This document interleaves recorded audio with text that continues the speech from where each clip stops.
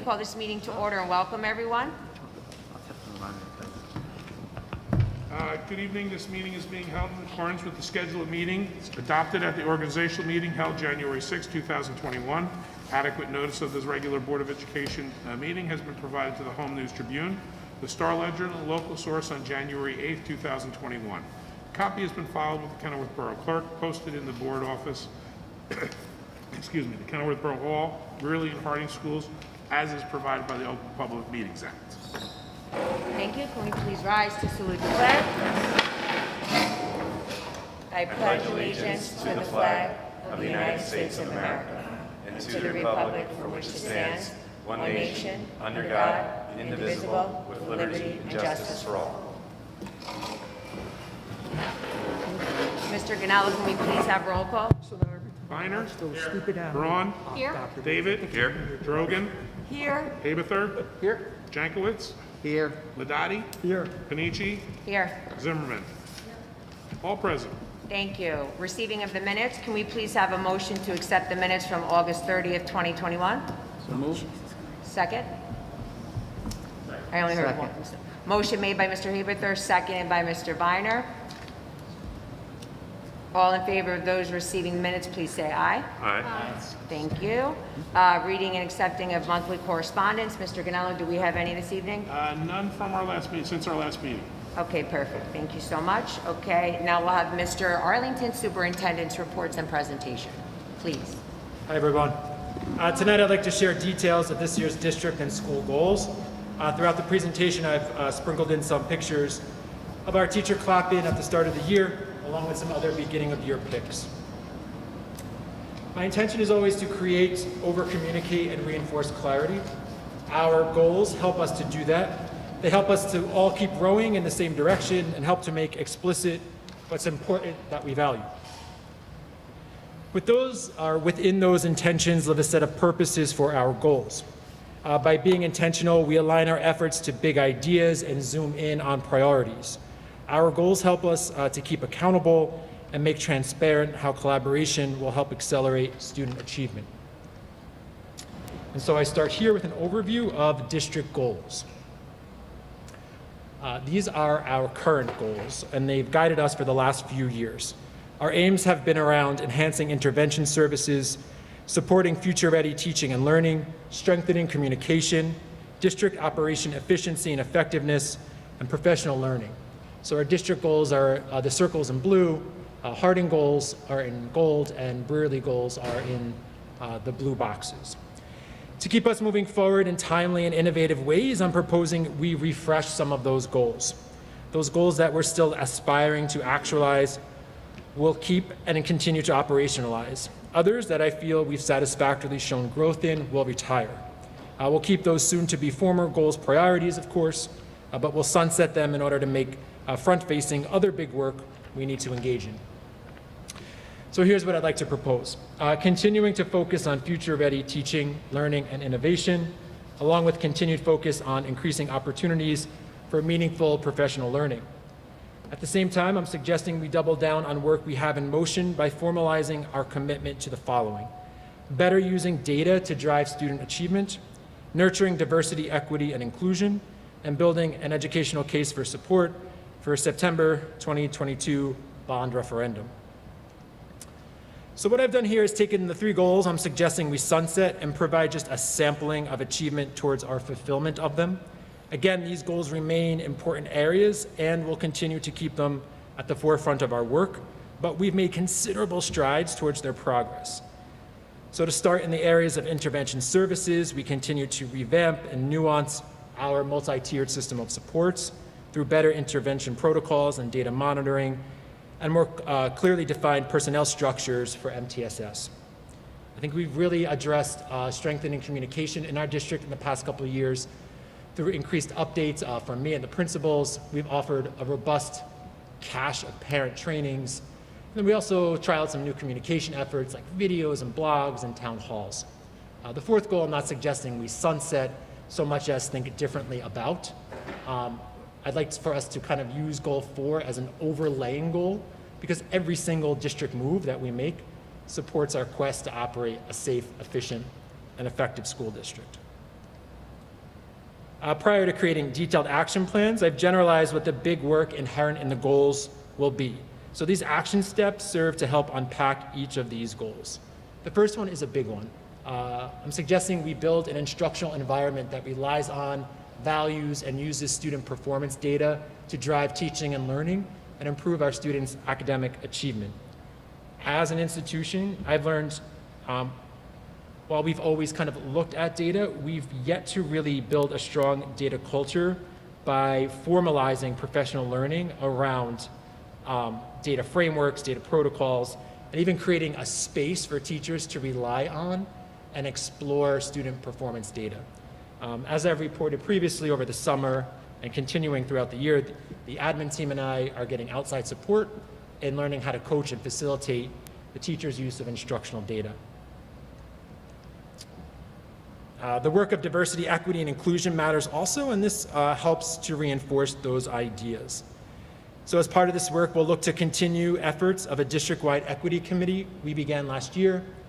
We'll continue to examine state mandates around DEI in order to fill curricular gaps. And then we'll also look to crosswalk our school climate work with the diversity, equity, and inclusion efforts. What I personally hope will come from this is a kind of burgeoning common language. So for example, equity doesn't mean everyone gets the same thing. It means everyone gets what they need. And for some, that's a mindset shift. Then finally, around a prospective referendum, this goal makes explicit our work of selecting projects, building a case for support at the community level, and then communicating out timelines, facts, and important information. And as you obviously know, the likelihood of passing a bond referendum often relies on a get out and vote campaign, along with making sure that we're communicating facts in timely and compelling ways, and also thinking upstream by proactively disabusing community members who may have misinformation or faulty perceptions, which around referendum time sometimes increase. And we'll look to do that through the framework that this goal establishes. So I'm going to segue here from our district goals to our school goals. The school goals scale out some of the work I just shared. So these were Harding's goals last year, to work to create a framework for SEL, to advance tech tools, and to boost communication with Harding school community members. And so there's lots of good news to celebrate. We've really more widely embraced the use of Second Step, our SEL curriculum, and also offered really robust differentiated counseling groups last year. As it relates to tech tools, there's been widespread adoption of Google Classroom and really greater reliance on tech to transform and encourage teaching and learning. And we've received a lot of positive feedback about Principal Bobnowski's communication through his weekly updates, along with parent nights and support opportunities. So some of these goals Harding will continue. So we should think of continuing to create a framework for developing SEL skills as a 2 or more year goal. Harding will embark upon some vision and value work, and then in direct alignment to one of our district goals, the third goal for Harding is to use data to propel achievement. Here's what action plans for these goals may look like when we unpack them. So expanding our use of Second Step to create like monthly themes, along with additional differentiated counseling groups. The purpose and vision work asks staff to engage and explore beliefs and core values, and then also create and refresh vision and missions. You'll see a common trend here, right? There's this triangulated focus between the district, Harding, and Burley on the use of student assessment data to drive teaching and learning. So we're thinking of this as this really big omnipresent goal. And so the action plans look similar across those three spaces. Like Harding goals, Burley's goals also puzzle into our district goals as complements of each other. Last year, Burley focused on implementing anti-bullying SEL and school spirit efforts, increased support for college-bound students via the counseling department. Burley also focused on boosting communication and then provided a space and place to discuss and adopt more engaging and relevant future-ready coursework. And some of the achievements are listed here. So our entire school climate team received professional learning last year in restorative practices, which directly supports our SEL and school spirit work. I've mentioned many times the different SEL type check-ins we have, which again I think are really stellar. We'll continue and expand those. There's a great deal of focus in thinking differently about how to support college-bound students. I wrote to you in the summer and also shared some of the Camp College work that we did. We've also worked to boost communication with Burley School community members. So in my Friday updates to you, I try to include Mr. Davies' updates as well, so you get a flavor of what that communication sounds like. He's also attended all PTO meetings, which was identified as an area of growth for us. And these last three bullets you're also duly aware of, which are some of the efforts we've made to provide for more engaging and relevant courses at Burley. And as you'll see, we're continuing down that same trajectory for this year too. So we will look to continue to implement programs focused on anti-bullying support for college-bound students, continue to provide engaging and relevant future-ready courses, and use assessment data wisely. Here's how we hope to do this. So we hope to problematize what we started last year and really build upon it. So currently, Burley is working for a No Place for Hate Anti-Defamation League designation. They're looking really to yoke together opportunities for inclusivity with spirit and culture building. And then we differentiated the middle school code of conduct this year, realizing discipline and correlating infractions for a 7th grader probably should look different than they do for a 12th grader. So as part of that, the middle school will more overtly implement restorative practices. There's a college essay writing day that's being planned for an additional college supports as part of our efforts to increase scaffolds for college-bound seniors through many different avenues. We're already beginning to think about courses for next year, so for 22 and 23. So we're beginning to build those now. We're working to develop a sports marketing program, a course, along with some more non-traditional STEM type coursework, such as music technology or sound engineering. And then, as I mentioned earlier, Burley 2 will be looking at student assessment data to drive achievement. I want to share quickly some next steps for us. So you'll see here some of the tried and true moves that I've traditionally made to communicate district goal work, and something I want to try maybe a little differently. So we'll continue to widely communicate our goals, because the more people who know what they are and believe in them, the more agency people will have over the work, and the greater the likelihood that our students will benefit from them. But then I also want to look at this idea that I've been kind of ruminating on, which is to create district goal work groups made up of varied stakeholders, so teachers, parents, admin, so that there's greater agency and ownership of the goals by the different stakeholders. So the purpose of those groups would be for the group members to look at the goals, look at the action plans, provide feedback, actually hold up the progress to metrics to see how we're achieving and what type of turns we may need to make. And that's another kind of thing I'm thinking about this year as it relates to enriching our district goal thinking. I will be sure to send this presentation out in our Friday folder and some other different forms of communication, but I'm also happy to take questions now.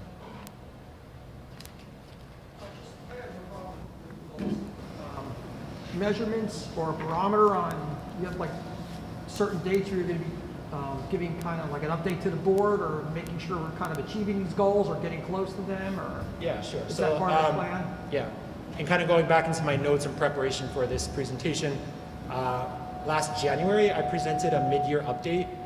This is what Bruno said would happen, so I'm supposed to do this. A mid-year update, and then also at the end of the year, but I could also think differently if there's a greater desire for more frequent updates. I'm just making, not so much to the board, but for yourself. I mean, to make sure you're on target and your staff's on target, the administration's on target on a monthly basis or a quarterly basis or something, to make sure you don't want to find out in February that we're way off, right? Yeah. So. Yeah. So these are super high level. The next step would be to create these action plans. Right, exactly. Okay. And part of that is assigning a person responsible for the action step, for that accountability link. But Thank you. Valid point. Yeah.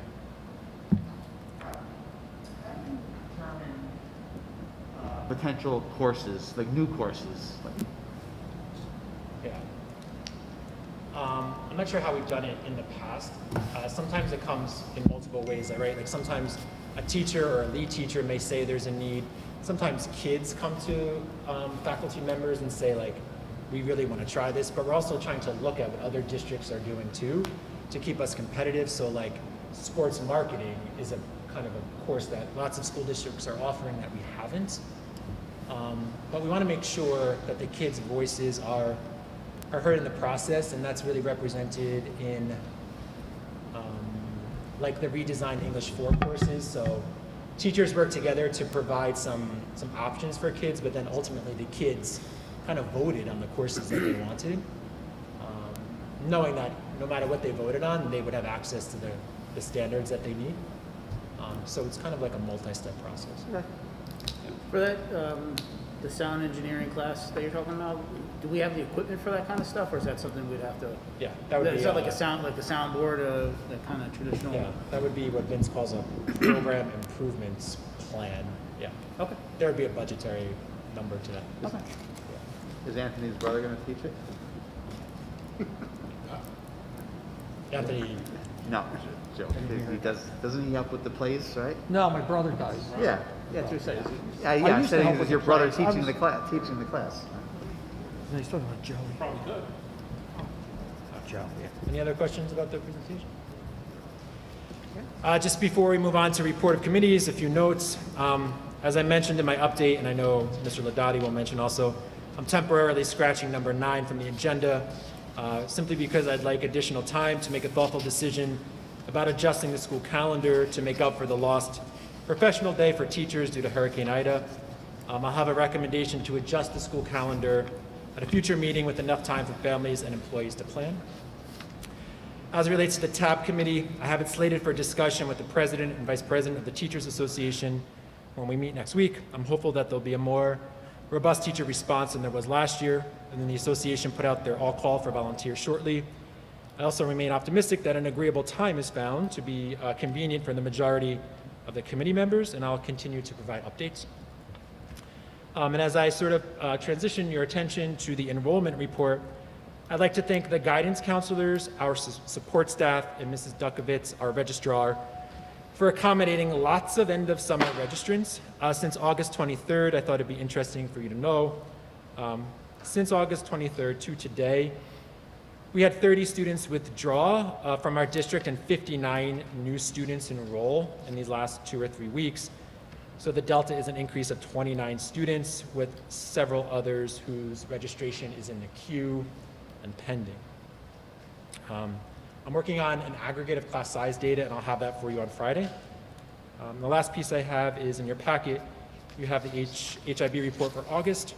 For August, we have no reported cases of HIB.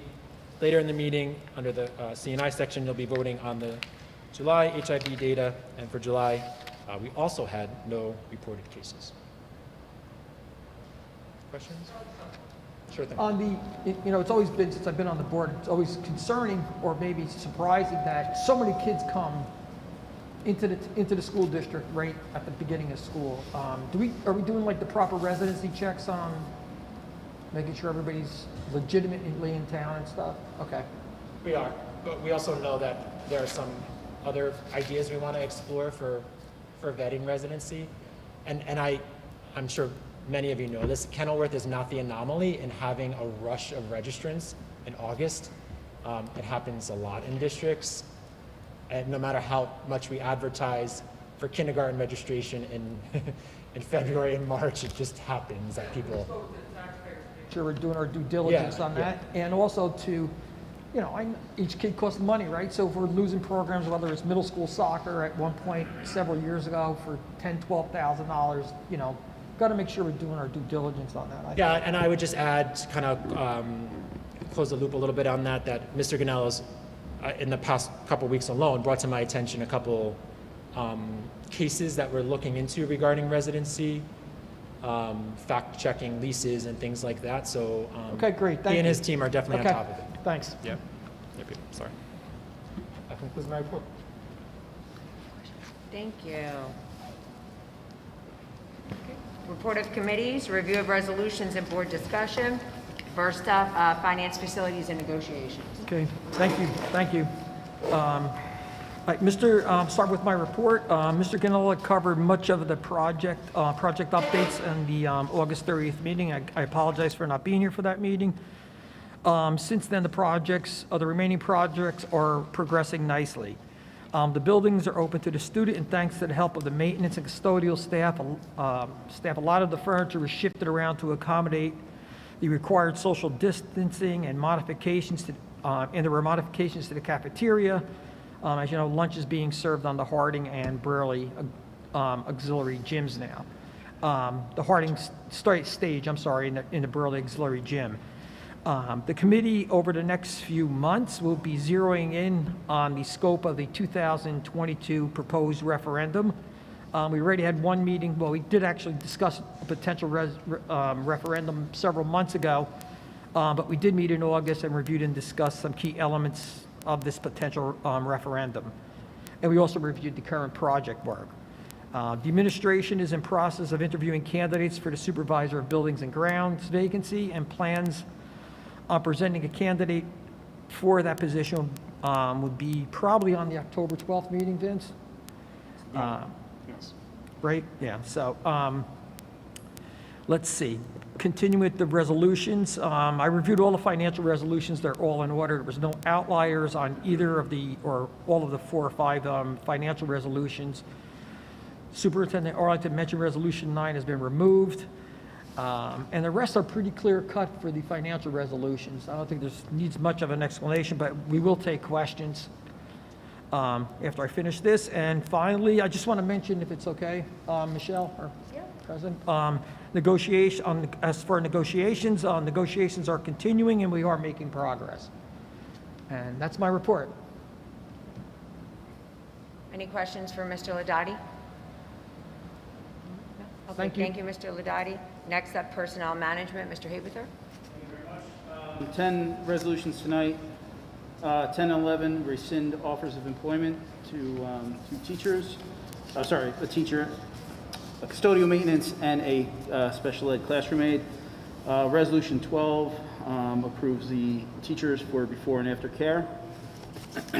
Resolution 13 approves AM lunchroom aides and paraprofessional aides.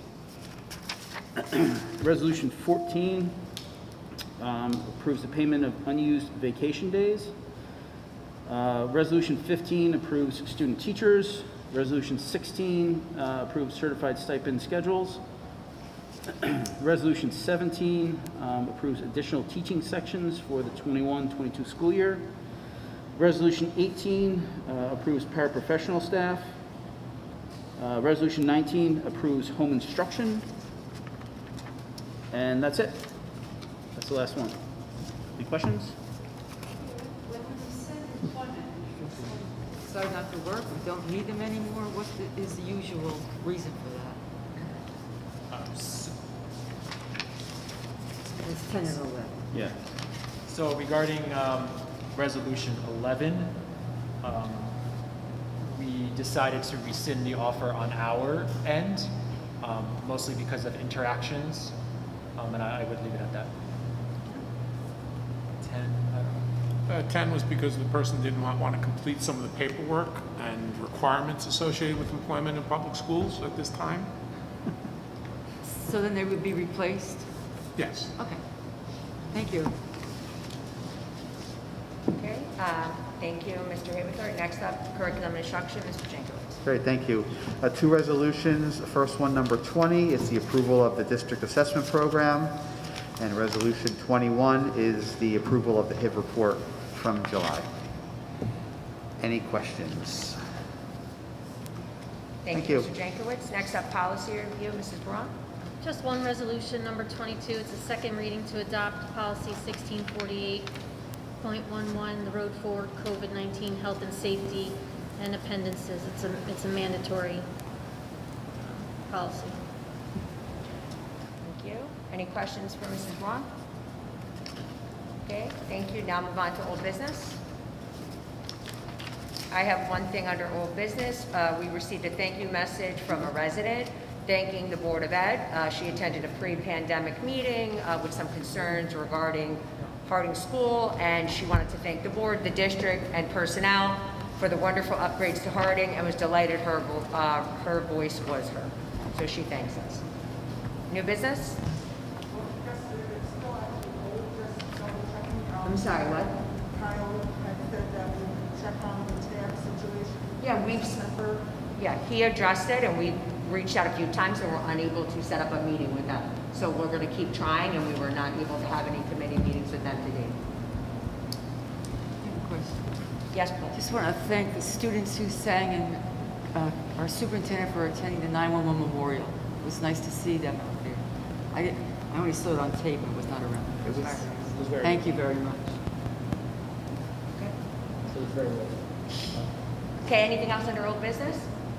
Okay, new business? We just have a few acknowledgements. We wanted to thank Mrs. Chuck Sierra for the wonderful balloon arch at Harding School. We wanted to thank the brilliant Harding PTO for providing the staff breakfast. And we would also like to thank students, parents, and staff for their support and cooperation we received with the opening of school, the buildings and grounds, and the local first responders for the cleanup efforts during Ida.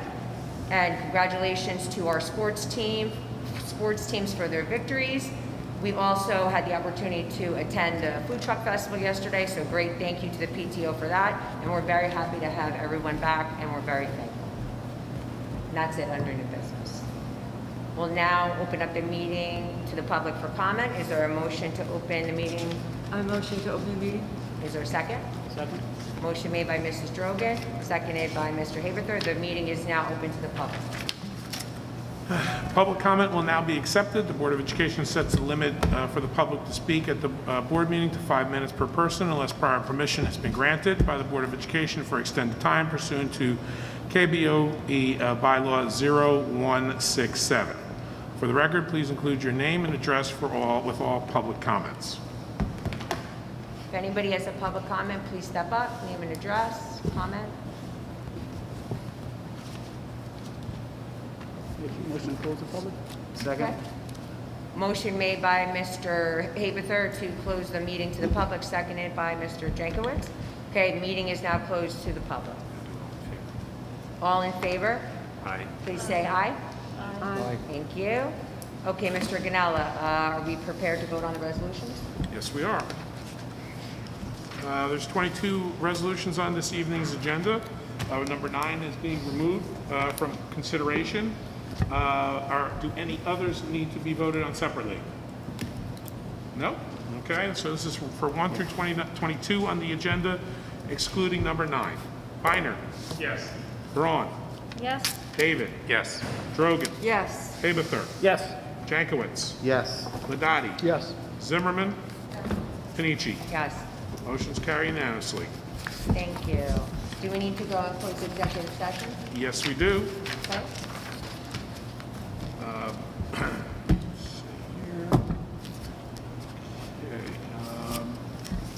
Be it resolved by the Board of Education, the Board of Education meet in private session from which the public shall be excluded to discuss negotiations with the KEA, all units, which private discussion is being held pursuant to Section 7B and 8 of the Open Public Meetings Act. The matters under discussion will be made disclosed to the public as soon as final decisions are made and voted upon.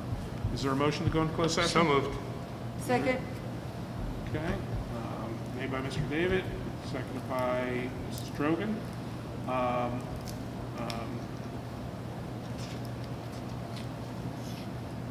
Mr. Viner? Yes. Braun? Yes. David? Yes. Drogan? Yes. Haberthur? Yes. Jankowicz? Yes. Ladati? Yes. Panici? Yes. I'm sorry, Zimmerman. Motion carries. Okay. We will not be returning to the live stream. We will be just going to closed session for a brief discussion, but we will not be returning. So this concludes the live feed this evening. Thank you. Thank you.